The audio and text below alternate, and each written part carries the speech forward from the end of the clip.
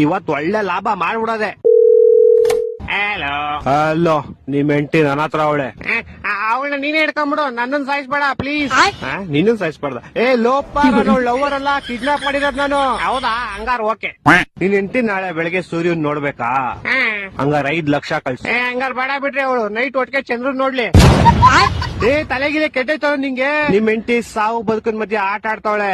ಹಾಲ್ ತಗೊಂಬತ್ತೀನಿ ಅಂತ ಹೋಗ್ಬಿಟ್ಟು ಆಟ ಆಡ್ತಾವಳ. ಲೇ ಚಪ್ರಿ, ಕರೆಕ್ಟ್ ಆಗಿ ಕೇಳಿಸ್ಕೋ. ಇವತ್ ನೈಟ್ ಅಷ್ಟಲ್ಲಿ ನಂಗೆ ಕಾಸು ಬರ್ಲಿಲ್ಲ ಅಂದ್ರೆ ನಿಮ್ ಹೆಂಡತಿದ್ ಒಂದ್ ಕಾಲ್ ಕಟ್ ಮಾಡ್ಬಿಡ್ತೀನಿ. ಮತ್ ಇನ್ನೊಂದ್ ಕಾಲು ಅದ್ ನಾಳೆ ಕಟ್ ಮಾಡ್ತೀನಿ.